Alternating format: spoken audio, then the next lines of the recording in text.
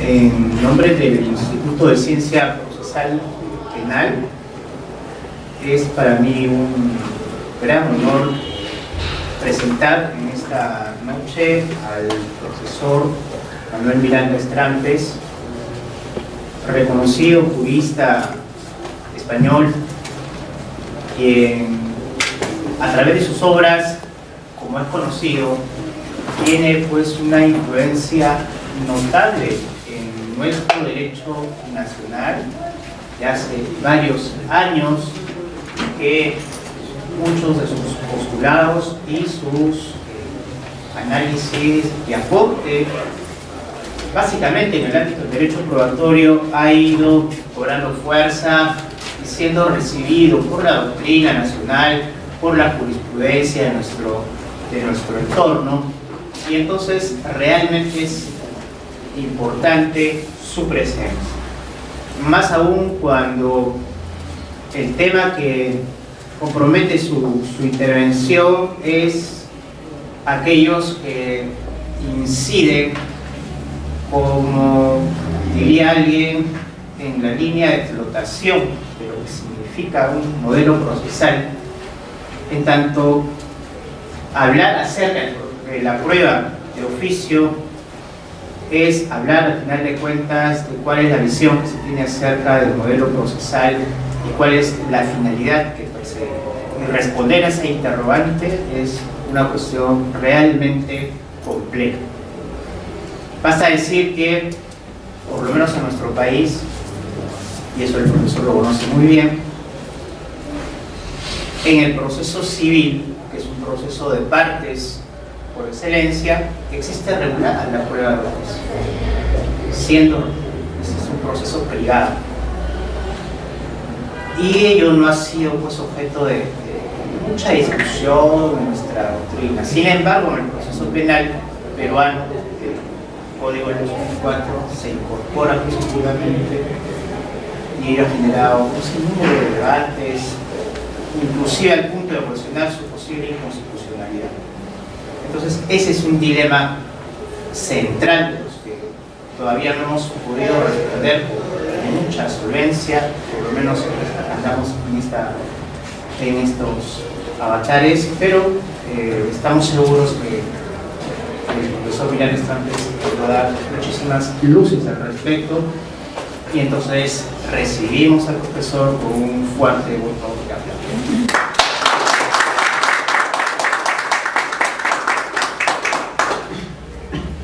Buenas tardes o ya casi buenas noches. Primero, gracias por el voto de confianza que supone estar presentes aquí para esta disertación. Realmente es un honor para mí ser invitado por el Instituto de Ciencias Procesales Penales y por el profesor Ore, a quien admiro como jurista, y en el contexto de la Universidad de San Marcos, la decana de América, y siempre la verdad que es un honor estar en la universidad. No quería ser sanmarquino, pero nací en otro lugar y me impidió, pero de verdad es un honor. El tema, como lo apuntaba en la presentación, es un tema complejo. Es un tema que en realidad se plantean cuestiones de gran calado sobre el propio diseño del proceso penal y sobre su propia finalidad. No es un tema fácil de abordar. La verdad que siempre uno había estado estudiando la prueba de oficio, pero con ocasión de la invitación que se me hizo para publicar en el último anuario de 2013 de Alerta Informativa, es cuando lo he estudiado quizá con mayor profundidad, donde he tratado de ver cuáles eran las respuestas que se daban a estos interrogantes desde los diferentes modelos procesales, incluso qué solución se había dado en los códigos latinoamericanos de última generación. El tema en sí es controversial y está altamente polarizado. tanto los que son defensores acérrimos de la prueba de oficio como los que consideran que es una institución de claros rasgos inquisitivos y que debería ser prohibida en los procesos penales acusatorios. Yo no sé si voy a solucionar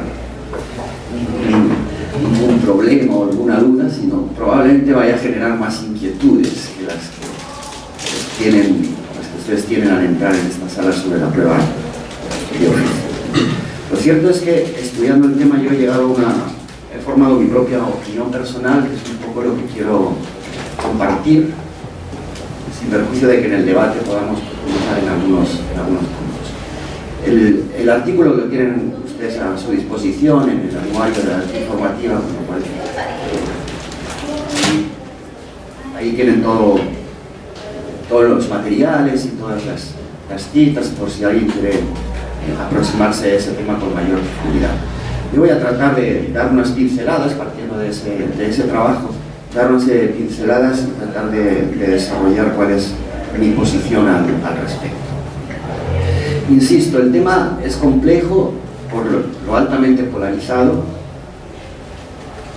tanto en el ámbito de la doctrina como en el ámbito de la jurisprudencia, y porque a veces cuando abordamos ese tema nos movemos con simples etiquetas, pero sin realmente profundizar en los aspectos conceptuales y dogmáticos. Los defensores de los modelos acusatorios puros, hay que decir que hay acusatorios impuros, pues dicen que la prueba de oficio es algo que está satanizada, mientras otros autores, sobre todo formados en la Escuela de Derecho de Barcelona, en la Facultad de Derecho Procesal, de donde yo salí, defienden a ultranza la prueba de oficio. El tema no es nuevo, como también se decía en la presentación, la prueba de oficio ha existido siempre en el proceso civil y no suscitaba grandes debates ni grandes controversias. Incluso los que tenemos algunos años, la década de los 60, la década de los 70, se hablaba de la socialización del proceso civil, y uno de los elementos o una de las instituciones que se encajaban dentro de ese fenómeno de socialización era precisamente la prueba de oficio. Decía que incluso en el proceso civil no podía prescindirse de la averiguación de la verdad, que el principio de aportación de parte debía ser de alguna manera matizado, a pesar de que el proceso civil estaba regido por el principio dispositivo. Y en el proceso penal lo cierto es que también, al menos en mi país, siempre ha existido la prueba de oficio, regulada en la ley, sin perjuicio de que en las últimas décadas y dada los cambios que se han generado en las normas procesales españolas, se generó también un debate sobre la propia constitucionalidad de la prueba de oficio, del cual luego daré unas breves pinceladas. O sea, no es un tema solo local o peruano, es un tema, yo diría que universal en los modelos que podríamos denominar de civil law, pero también en los modelos de common law, porque una de las cuestiones que también trataré de exponer es que al estudiar y profundizar en este tema me he encontrado con una cierta sorpresa, que los modelos de common law también tienen prueba de oficio, o al menos sus reglas de evidencia prevén la prueba de oficio. Y eso en verdad parece que no encaja con al menos los estereotipos con los cuales nos movemos, porque siempre que se nos dice los modelos anglosajones la prueba de oficio está prohibida. Bien, dicho lo cual, lo primero que deberíamos ponernos de acuerdo quizás sería en el concepto de prueba de oficio, para poder delimitar cuál es, digamos, el núcleo en el cual se va a establecer el debate. Si no nos ponemos de acuerdo sobre el concepto, probablemente estemos entendiendo por prueba de oficio algo distinto, cada uno de nosotros. Entonces, yo he tratado de elaborar un concepto que se integra básicamente de 4 elementos. Es una prueba que en su momento no fue aportada por las partes en el momento procesal oportuno, normalmente en la fase intermedia generalmente, que es actuada, es desahogada, es practicada dentro del juicio oral a iniciativa del tribunal de enjuiciamiento, y una vez finalizado el periodo probatorio, por decirlo de manera normal, es decir, una vez se han desahogado, se han practicado las pruebas aportadas por las partes, y de que se plantea esa prueba de oficio cuando es necesaria para un mejor esclarecimiento de los hechos. Si se fijan en esa definición, hay 4 elementos básicos, que a mi juicio son los que integran el concepto de prueba de oficio. Uno es prueba que no es aportada por las partes en el momento procesal oportuno. Es una prueba que se acuerda a iniciativa exclusiva del tribunal de enjuiciamiento. Tercer elemento, se acuerda en el momento del juicio oral y una vez finalizado el periodo probatorio normalizado o regular. Y por último, el elemento teleológico, es decir, su finalidad es un mejor esclarecimiento de los hechos. Todo aquello que no encaje en ese concepto no le llamaríamos prueba de oficio, sería otra cosa distinta, o al menos esa es mi aproximación conceptual a la denominada prueba de oficio. Ciertamente, en algunos ordenamientos jurídicos se admite la prueba de oficio incluso una vez finalizado el juicio oral durante la denominada fase de deliberación. Es lo que en algunos ordenamientos se denominan las diligencias para mejor proveer, que tuvieron su origen o su nacimiento en el marco del proceso civil, pero que en algunos ordenamientos jurídicos se incorporaran al ámbito del proceso penal. Yo la excluyo del concepto porque entiendo que esas diligencias para mejor proveer acordadas durante la fase de deliberación por el tribunal, esas sí que deben de estar absolutamente prohibidas. Porque en el fondo esas diligencias para mejor proveer se acuerdan cuando el tribunal considera que la prueba practicada hasta ese momento ha sido insuficiente y se acaban convirtiendo esas diligencias para mejor proveer en diligencias para mejor condenar. De esa manera yo creo que esas diligencias para mejor proveer acordadas en la fase de deliberación y que ya, por ejemplo, preveía el Código de tipo iberoamericano, esas las excluye del proceso porque a mi juicio no serían admisibles por las razones que luego abundaré en ellas.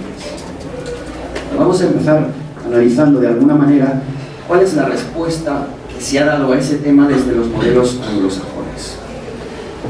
Todos tenemos en principio una idea de que el modelo anglosajón, el juez es un juez pasivo, el modelo del juez esfinge, ¿no? Inerte, que apenas habla, ¿no? Al menos es lo que vemos, lo que solemos ver en las películas de Hollywood, ¿no? El juez no dice nada, el juez no interviene, solo puede actuar a instancia de alguna de las partes, ¿no? Cuando se le plantean objeciones, ¿no? Durante el interrogatorio, durante la cross-examination, sino el juez permanece absolutamente pasivo. Y se nos dice que el juez es un árbitro entre partes, ¿no? En cuanto que el modelo es adversarial. Una primera dificultad ya es tratar de traducir el término adversarial. No es lo mismo que acusatorio, y cuando nosotros hablamos de acusatorio con los anglosajones, ellos no entienden lo que es el acusatorio porque ese término no existe para ellos, no hay un término equivalente a acusatorio. Pero se nos dice eso, es un modelo adversarial y por tanto el juez tiene que ser pasivo, el juez esfinge, el juez es silente, ¿no? Bien, realmente donde tiene facultades probatorias el juez en los modelos anglosajones es en la fase de admisión probatoria. Sus facultades ahí son muy notables, muy importantes. Hace un control exhaustivo y profundo de las pruebas aportadas por las partes. Su control va más allá de lo que en los modelos de civil law europeo continentales estamos acostumbrados, que es el modelo de pertinencia o de utilidad de la prueba, y en algunos sistemas el control de licitud de la prueba, ¿no? el juez anglosajón en la fase intermedia realiza un control más exhaustivo y pleno. La razón es muy sencilla. La razón es evitar que pueda acceder cualquier tipo de prueba que pueda contaminar al jurado, porque eso no debemos de olvidarlo. O sea, el destinatario de la prueba en los modelos anglosajones no es el juez que preside el juicio, es el jurado. Por eso se intensifican los filtros o los controles en la fase intermedia para que solo accedan pruebas con un cierto valor epistemológico.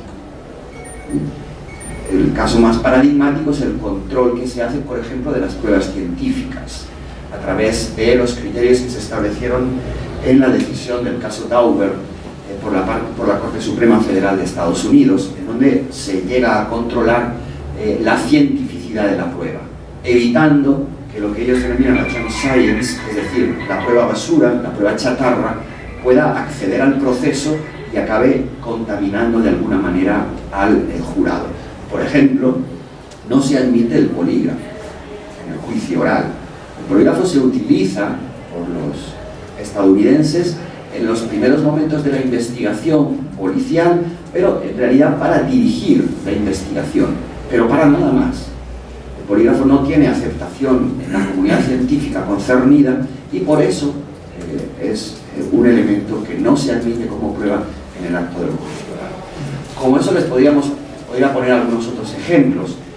Lo que digo es que ahí sí que hay un control intenso, exhaustivo, profundo del juez en la fase de admisión probatoria, que incluso va más allá de nuestros modelos sobre pertinencia, utilidad y licitud de la prueba.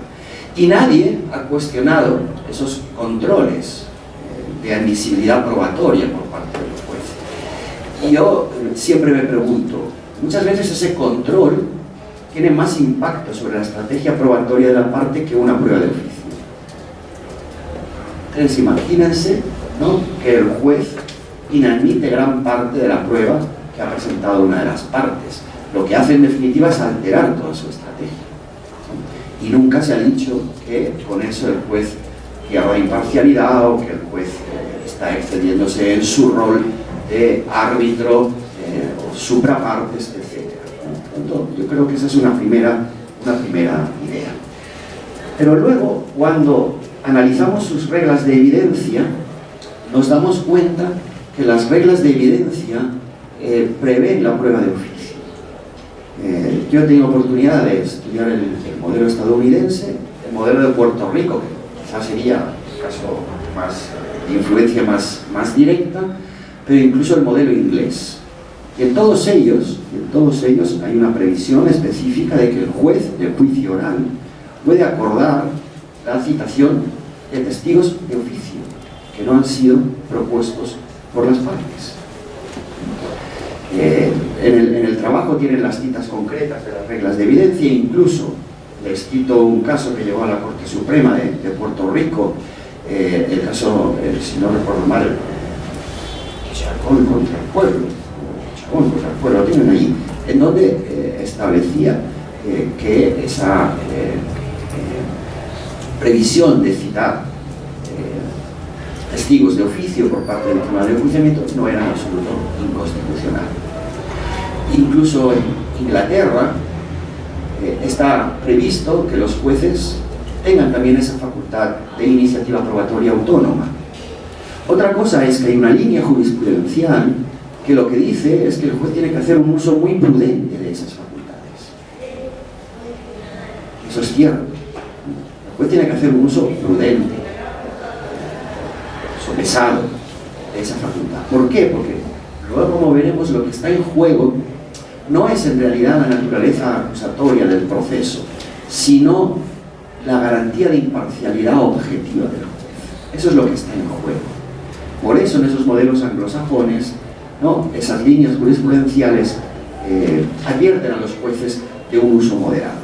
Eso ha generado muchas veces determinadas prácticas en donde los jueces son reacios a acordar pruebas de oficio, por el riesgo que eso puede conllevar. Pero en el fondo no es más que una práctica, un uso forense en esos modelos, porque ellos tienen de alguna manera anclaje o amparo normativo para acordar esas pruebas de oficio. Se argumenta también como una de las razones por las cuales el juez no debería, de alguna manera, hacer uso de esas facultades, que el proceso penal en los modelos anglosajones es un proceso o es un instrumento de resolución de controversias entre partes. De tal manera que el juez simplemente se debe limitar, ¿no?, a escuchar a las partes, a estar presente durante la práctica de la prueba y en su caso luego a decidir, y no debe de interferir. Bien, yo creo que esa idea existe, pero también esa idea es ampliamente criticada por amplios sectores de la doctrina, sobre todo estadounidense, sobre todo a través de la crítica que se ha hecho al plea bargaining. Ustedes saben que el plea bargaining es la que nosotros podríamos traducir como justicia penal negociada, la negociación que se entabla por la acusación, por la fiscalía, con el imputado, con su letrado, para llegar a un acuerdo. Bien, el promedio es 95% e incluso más de casos se resuelven por el plea bargaining en Estados Unidos. Solo un 5%, 4.5% llegan a juicio oral.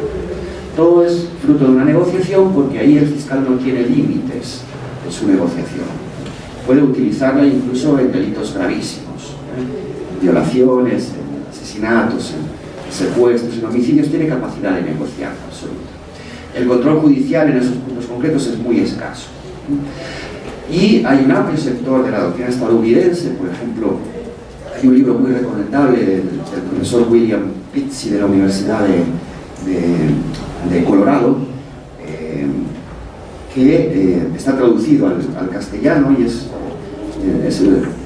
algo así como el sistema, creo que el título es el sistema judicial norteamericano, juicios y mentiras.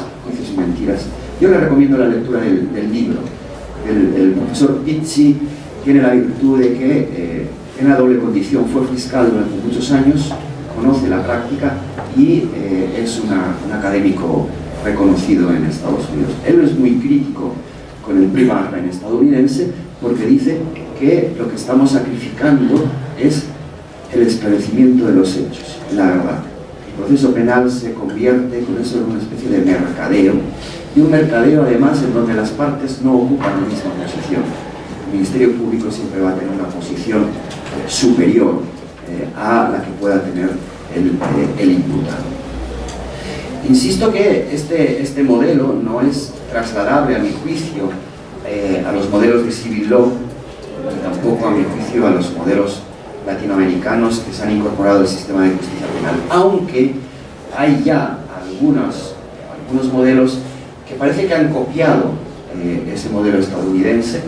Hay algunas unidades federativas de México, como puede ser Chihuahua, que fue el primer estado de la República Mexicana que incorporó el modelo acusatorio en el año 2008, que estableció la posibilidad del procedimiento abreviado, ¿no?, sin celebración de juicio oral, fruto de una negociación entre las partes, Ministerio Fiscal, imputado y su letrado, sin límite penológico alguno.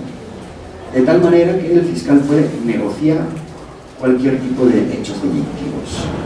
¿Eso en qué se ha traducido en la práctica, en el modelo de Chihuahua? Pues miren, en el año 2010 estuve con ellos, les estuve capacitando durante bastante tiempo, y en el año 2010 hubo un congreso en el estado en donde una de las cuestiones que analizábamos era cómo se estaba manejando el modelo, cómo se estaba manejando el sistema. Las cifras arrojaban los siguientes resultados.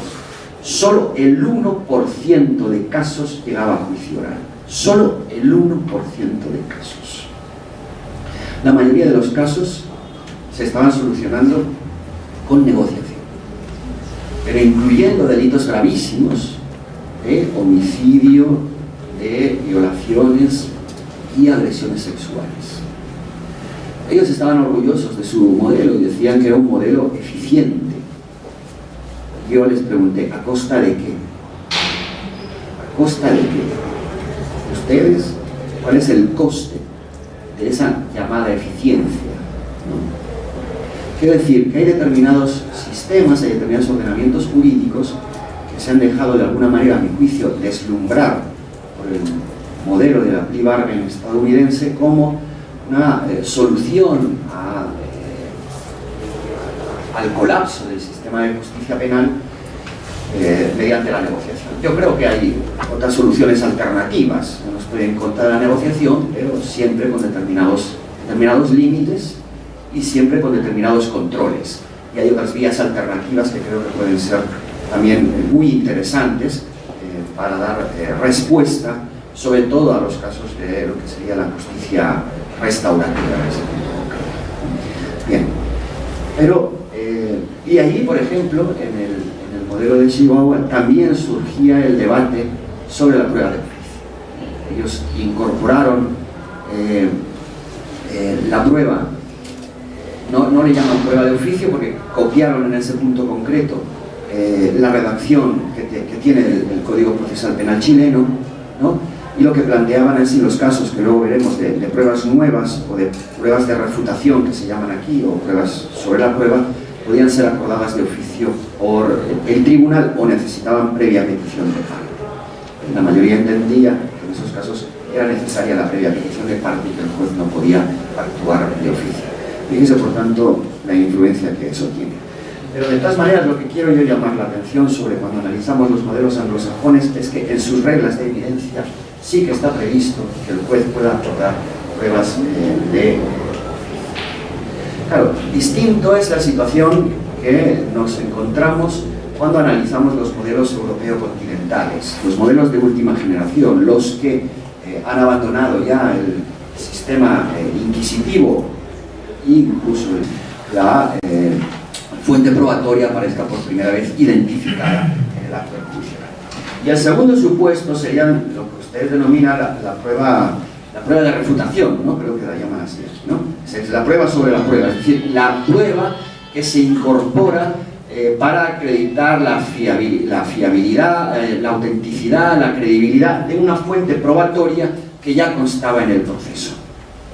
En esos casos entiendo yo que tampoco el juez, si el juez acuerda una prueba de oficio sobre la prueba, estaría afectando ni al principio acusatorio ni mucho menos a la garantía de imparcialidad objetiva. Siempre y cuando, insisto, no fuera previsible ese supuesto. Les pongo un ejemplo. Imagínense que el testigo por primera vez en el acto del juicio oral, al enseñarle la carta que él había escrito con su firma, dice: esta firma no es mía. Y lo dice por primera vez. ¿Por qué? Porque con carácter previo eso nunca se había generado ningún debate y el testigo siempre había reconocido su firma. Bien, ¿ustedes creen que allí un juez de oficio no puede acordar una pericial caligráfica para ver realmente si la firma es o no de ese testigo? Pues yo entiendo que se puede hacerlo perfectamente y no se afecta a su garantía de imparcialidad. Obviamente, la parte también puede, y lo normal sería que la parte, ¿no?, a quien le ha perjudicado esa declaración lo inste, pero a veces la parte no se entera y no lo hace, ¿eh? Yo creo que en ese caso el juez sí que podría. Distinto sería que ya el testigo en la fase de investigación no hubiera reconocido su firma. Y el fiscal, imaginemos que son testigo de cargo, y el fiscal no propuso ninguna pericial caligráfica. En esos casos el juez, entiendo yo, que no puede acordarla de oficio, porque sí, nuevamente estaría supliendo la inactividad, o mejor dicho, la no actividad de la acusación, al no incorporar una pericial caligráfica. Por tanto, con ese límite, con esa matitación o con esa condición, entiendo que las pruebas sobre prueba no rebasan ninguno de los límites que antes les he tratado de desarrollar. ¿Por qué? La prueba sobre la prueba no incorpora nuevos hechos, no altera la pretensión acusatoria, no cambia la calificación jurídica de los hechos, porque versa única y exclusivamente sobre la autenticidad de una fuente probatoria que ya estaba absolutamente identificada. Bien, en esos dos supuestos cumplen los límites, yo no vería ninguna objeción a que los códigos procesales penales establecieran la posibilidad de que un tribunal pudiera acordar de oficio la pena. Y una conclusión final. La naturaleza acusatoria del proceso no conlleva, a mi juicio per se, una prohibición absoluta de las pruebas de oficio. Es decir, la previsión de la prueba de oficio no supone una alteración del modelo acusatorio, no supone ir en contra del modelo acusatorio, ¿no? Porque, como antes he tratado de explicar, en realidad nada nos dice sobre las pruebas de oficio. Su admisión, su prohibición no deja de ser una opción del legislador. Y antes decía, sí que hay costes y hay beneficios. Claro, uno podrá decir, no, la prohibición tiene un beneficio, es que evitamos cualquier riesgo de un uso patológico de la prueba de oficio o de un uso abusivo. Con lo cual, al menos en ese aspecto concreto, no podrían existir eventuales vulneraciones de la imparcialidad judicial. Podrían existir por otras vías. Por lo tanto, neutralizamos o cortocircuitamos todo riesgo de lesión de la imparcialidad objetiva fruto de un ejercicio abusivo, patológico, poco prudente, como dirían los tribunales ingleses, ¿no? Una jurisprudencia inglesa, de la prueba de oficio. Ahora bien, el coste es alto, porque el coste puede ser la afectación al componente epistemológico del proceso penal y, por tanto, a la propia calidad de la decisión judicial en términos que antes decía de correspondencia con la realidad, ¿no? Por tanto, podemos estar avalando una decisión que no es justa en cuanto que los hechos que se han declarado probados por un tribunal no sean los que realmente sucedieron, ¿no? Por tanto, el coste es alto. La prueba de oficio ciertamente debe tener siempre un carácter excepcional, subsidiario, complementario e integrativo, ¿no? Por las razones que antes expuse. Por lo tanto, los modelos prohibicionistas, ¿no? Deben ser conscientes de que frente a ese beneficio el coste del cual que se deriva no puede ser altísimo. Por el contrario, si yo creo que optamos por otro modelo, es el modelo que yo les sugiero, un modelo de previsión de prueba de oficio con límites, los costes en el plano epistemológico, por tanto, se reducen sensiblemente, o al menos neutralizamos en un aspecto importante la posibilidad de que los hechos no se correspondan con la realidad, y los costes para la imparcialidad judicial no los tenemos en la medida en que establezcamos mecanismos de control del ejercicio de la prueba de oficio para exigir el cumplimiento de esos límites. Puestos a elegir un modelo u otro, analizando costes y beneficios, yo me decantaría por ese segundo, ¿no? Se mantiene el fin del proceso penal, esclarecimiento de los hechos, componente epistemológico de la prueba, ¿no? Y neutralizamos los riesgos que puedan existir para la imparcialidad judicial, fijando límites muy concretos y estableciendo un mecanismo de control rígido, riguroso de esos límites. El Código peruano permite ese control. Si no me equivoco, el 385 en su apartado tercero, creo que dice que en principio la decisión del juez sobre la prueba de oficio no es susceptible de recurso, pero no es susceptible de recurso autónomo.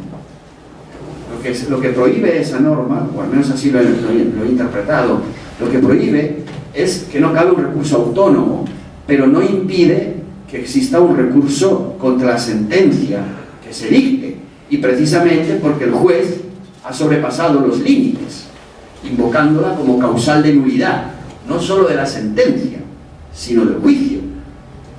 Si el juez acuerda una prueba de oficio vulnerando alguno de esos límites, ¿no? Imaginaros que el juez acuerda una prueba que después resulta, una prueba de oficio que después resulta que favorece a la acusación, y sobre esa prueba de oficio complementada con las otras condena, vulnerando esos límites, ¿no? Supliendo la inactividad de la fiscalía. La defensa debe recurrir a esa sentencia invocando precisamente como causal de nulidad la sentencia y del juicio la violación de la garantía de imparcialidad objetiva. Por tanto, para que se anule ese juicio y se celebre otro en donde, con un juez distinto, sin o respetando esa garantía de imparcialidad. Bueno, esa es un poco la conclusión final.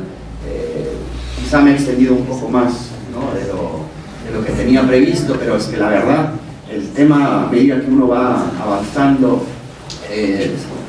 son temas, como decía, complejos.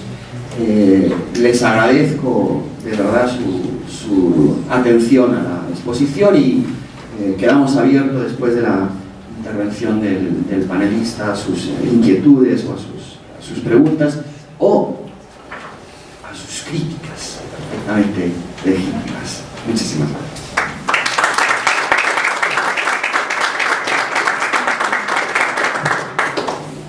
Bien, indudablemente son muy esclarecedores estos aportes del profesor Miranda y de hecho me imagino que hay varias interrogantes, cuestiones que el auditorio va a plantear.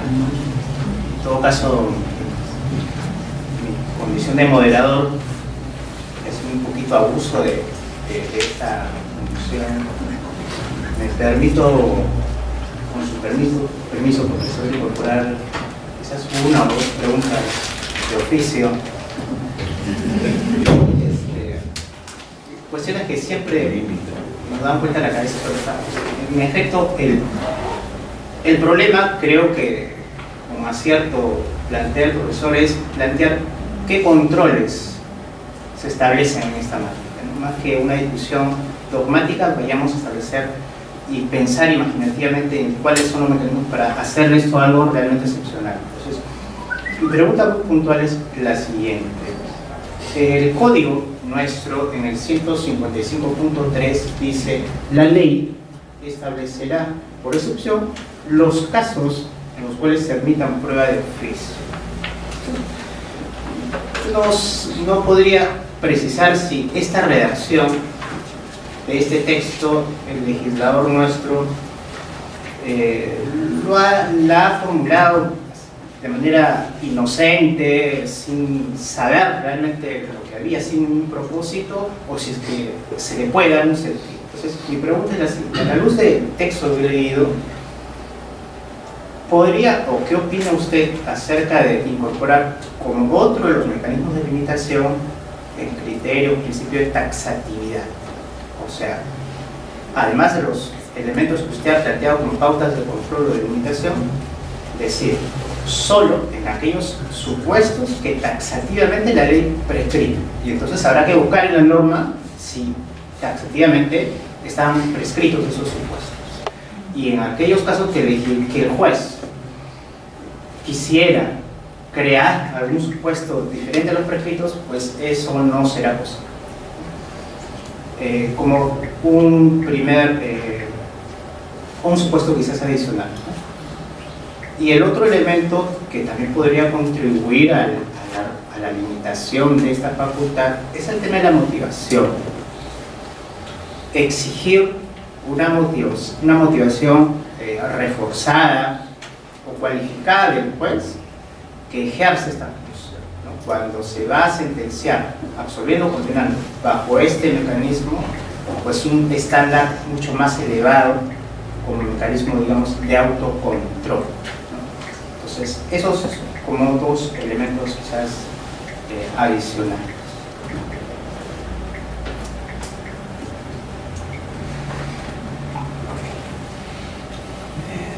Gracias. A ver, plantea dos temas muy interesantes. De todas maneras, yo creo que aunque no lo establezca, utilice el término principio de taxatividad, yo creo que el 155 hay que relacionarlo con el 385, que es donde realmente establece los únicos supuestos de prueba de oficio. Al menos, salvo que se me escape a mí algo y si no me corregís, por favor. O sea, el 385 es complemento del 155. O sea, el 385 es el que prevé, a mi juicio, los dos únicos supuestos de prueba de oficio que admite el código. De alguna manera ese principio de taxatividad, ¿no?, sí que se cumple, porque en ningún otro caso, al margen del contenido del 385, ¿no?, puede un juez acordar una prueba de oficio. Y si se fijan en su apartado 2, al final de todo, establece una norma, un criterio de prudencia, ¿no?, siguiendo las indicaciones de la jurisprudencia inglesa. El juez penal cuidará de no reemplazar por este medio la actuación propia de las partes. Me está llamando, oiga, estos son los supuestos de prueba de oficio, pero además usted, cuando la vaya a utilizar, tenga en cuenta que no puede reemplazar a ninguna de las partes, porque entonces ya no tiene carácter complementario o integrativo, sino sustitutivo. Con lo cual, el principio de taxatividad sí que se cumple en la medida que, a mi juicio, fuera de esos supuestos no debería adoptarse ningún otro. Coincido contigo, yo creo que los códigos sí que deberían de establecer los supuestos concretos. Aquellos que han optado por un modelo de prueba de oficio deberían establecer los supuestos concretos de prueba de oficio admisibles. Imaginémonos que no tuviéramos el 385, solo tuviéramos el 155, ¿no? Yo creo que sería una fórmula excesivamente abierta, indefinida, vaga, ¿no?, que plantearía serios problemas en la práctica y bastantes riesgos en ese punto concreto, ¿no? De todas maneras, insistir en una cosa, a efectos de legalidad ordinaria es conveniente cumplir con esa exigencia de identificación de los supuestos concretos, pero desde el plano constitucional es indiferente. Y me explico. A mí, desde el plano constitucional, al menos tal como lo entiendo yo, como operamos en mi país, cuando nos llega una demanda de amparo por vulneración de la garantía de imparcialidad, porque el juez se extralimitó en sus funciones y acordó pruebas de oficio fuera de los marcos establecidos, a nosotros nos es indiferente que esté previsto o no esté previsto en la ley, por una cuestión de legalidad ordinaria. Nosotros lo que analizamos es si la actuación del juez vulneró en este caso la garantía de imparcialidad o no vulneró la garantía de imparcialidad. O sea, lo que analizamos es la legalidad constitucional, que es distinto de la legalidad ordinaria. En el contexto de los tribunales ordinarios es cierto que hay una infracción de la legalidad ordinaria, pero no toda infracción de la legalidad ordinaria determina una infracción de naturaleza constitucional. ¿Se me estoy explicando? Lo que analizamos es, oiga, ¿vulneró o no vulneró la garantía de imparcialidad? Pues sí o no. Mi código prevé preguntas aclaratorias que pueda hacer el tribunal, ¿de acuerdo? Nosotros nos hemos encontrado con alguna demanda de amparo que lo que se denuncia precisamente es que lo que llevó a cabo el tribunal no fueron preguntas aclaratorias, sino preguntas, ¿no?, sustitutivas incluso de las partes, que fue más allá de la aclaración. Lo que analizamos es el caso concreto, ¿no? Si el tipo de preguntas formuladas por el juez, si la propia naturaleza de las preguntas formuladas por el juez vulneró o no su garantía de imparcialidad. Eso es lo que nos interesa, la legalidad constitucional. Fíjense, son planos distintos, no estoy menospreciando ni uno ni otro, simplemente digo, ¿cómo queremos enfrentarnos a la cuestión? ¿Desde el plano de la legalidad ordinaria? ¿Ok? El principio de taxatividad es un elemento importante porque fija a los jueces, ¿no?, unos límites de los cuales no pueden sustraerse, pero desde el plano de la legalidad constitucional, en verdad, no, es indiferente que exista una previsión específica de supuestos o no. ¿Por qué? Lo que nos va a interesar analizar es otra perspectiva, la perspectiva de la garantía de imparcialidad objetiva. Motivación reforzada. Yo no sé si... yo lo que sí que exigiría que el juez explicara en su sentencia precisamente que en los casos en los que ha acordado con carácter, siempre partimos de la excepcionalidad, prueba de oficio, realmente no superó ninguno de esos límites que antes hemos visto. Es decir, que nos identifique cuáles fueron las circunstancias concretas en las cuales surgió esa prueba de oficio y que le llevó a acordar. Porque de esa forma yo podré controlar si respetó los límites que antes hemos visto o se excedió en sus límites. porque si el juez silencia esta situación, el control puede ser muy difícil de llevar a cabo, salvo que tenga una grabación de juicio, que me permita entonces conocer las circunstancias concretas en las que esa prueba de oficio fuera acordada. Entonces, evidentemente, adoptar la prueba de oficio exige del juez un esfuerzo de justificación para poder controlar en instancias superiores o incluso ante el Tribunal Constitucional que se ajustó a los límites y que no excedió de lo que sería la garantía de imparcialidad.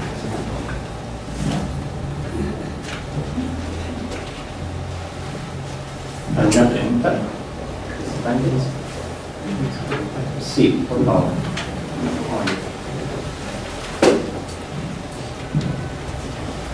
Yo saludo, doctor. Persona soy juez de provincia, Apurímac, de paso aquí en Lima. ¿Dónde? Apurímac. Está en provincia, departamento límite con Cusco. Bueno, en el año 2009 tuve la oportunidad de llevarlo a Michel Canufo, a Apurímac, Cusco, y conversaba sobre el tema en la tertulia sobre esa, la prueba de oficio, más que todo por cuanto aquí en Latinoamérica se está dando una corriente del garantismo, usado más por Álvaro Belloso, y un momento dado converso con el maestro, digo, maestro, ¿qué es esto de la prueba de oficio? ¿Qué opina usted del garantismo?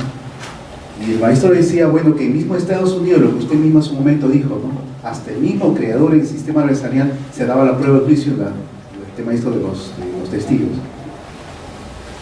Y por cuanto ha habido una fuerte crítica, una corriente en el Perú respecto a la prueba de oficio, el artículo 155 del 305. Creo que ahora usted excelentemente lo ha llegado.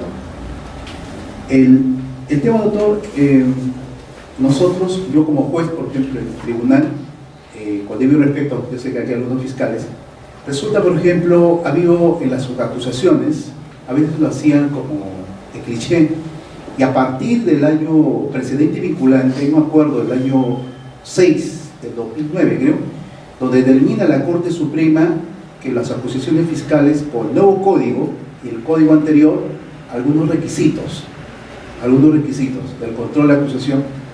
Resulta, por ejemplo, que en provincias hay zonas, por ejemplo, donde yo tuve una vez varios casos, por ejemplo, de un año de violación, donde realmente hay lugares del país donde a veces los padres no tienen documentos, no llegan a inscribir, no tienen parte de nacimiento de personas niños. Entonces, no sabía, o habían presentado de repente una copia de una partida. Entonces, era necesario esclarecerlo, la edad de la víctima, y pedíamos nosotros la prueba de oficio. O se daba el caso, prueba de oficio pidiendo que los padres o el municipio pida la partida de nacimiento, ¿no? La partida de nacimiento para acreditar la edad. Por cuanto tenemos en el caso nuestro, la violación presunta, ¿no? Entonces es innecesario. Ahora, si bien es cierto, está taxativamente, pero va a ser cosa un poco difícil, doctor, en provincias a veces.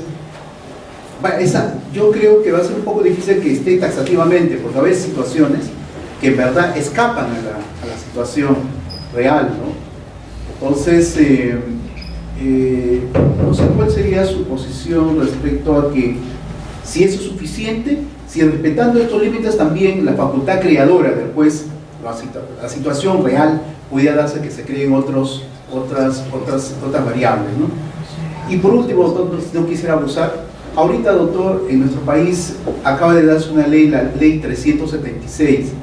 Usted tocaba el principio acusatorio. 6 distritos judiciales en el país no se aplica todavía el Código Procesal Penal, inclusive Lima. Se está aplicando el delito de corrupción de funcionario, pero acaba de incorporarse una ley, la 376, que se aplica la prisión preventiva. Pero sin embargo, para un juez va a aplicar, supongamos un proceso ordinario, aplica el Código Procesal Penal modificado, pero sin embargo continúa todavía con el sistema inquisitivo aplicando el Código de Procedimientos Penales. Qué interesante sería lo que usted dispuso en el Tribunal Español, ¿no? Y realmente esa es una variable, y realmente en provincias es peor, porque no existe jueces penales, jueces mixtos, que ven de todo. Toda la situación más mejor.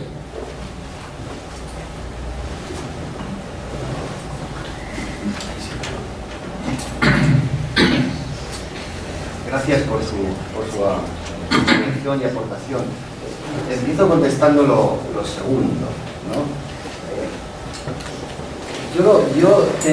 Siempre me surge una inquietud en los momentos, digamos, de paso de un modelo a otro. Mientras se están liquidando los procedimientos anteriores, estamos en fase de liquidación, ¿no? Eso como cuando en las tiendas, ¿no? Con la liquidación, ¿no? Entonces, vamos a comprar, ¿no? Estamos liquidando. ¿Por qué? Porque a mí, en realidad, yo lo que pregunto siempre es, ¿no está ya la Constitución de 1993, la consagración del derecho al debido proceso y la consagración de los derechos fundamentales? ¿Y esa Constitución no debe aplicarse también en su proyección en el ámbito del proceso penal? Entonces, uno se pregunta, los principios del Código del 2004, siempre, yo prescindo ya de lo de nuevo, es el Código del 2004. O sea, vamos a llegar casi a los 10 años y aún estamos hablando de nuevo. Entonces, el Código del 2004 refleja sobre todo, recuerden, el título preliminar, principios básicos de raigambre constitucional. No es más que la plasmación de principios constitucionales. Y esos ya existen. Y yo la pregunta es, ¿por qué no se aplican esos principios en el Código de Procedimientos Penales, que son constitucionales? Lo que debemos hacer es una lectura constitucional del proceso penal. El proceso penal es derecho constitucional aplicado. Derecho constitucional aplicado. Hagamos esa lectura. ¿No? Y planteemos seriamente en los procedimientos que ustedes denominan de sumario, ¿no? ¿Realmente son constitucionales? ¿Realmente son constitucionales que un mismo juez de investigación acabe juzgando? Cuando la Constitución proclama el derecho al debido proceso, cuando la Constitución consagra la propia imparcialidad judicial, ¿qué ha dicho la Corte Interamericana sobre eso? Entonces, yo creo que hay que hacer un esfuerzo, con todas las dificultades que hay, y más en provincias, lo sé. Pero bueno, la ley no la conozco, me he enterado estos días que llevo en Perú y los debates que está generando, ¿no? Y yo no quisiera opinar sobre algo que no he leído y que no he estudiado. En principio la incorporación de una audiencia en materia de prisión preventiva, ¿no? Parece algo positivo, ¿no? Al menos eso genera el debate de las partes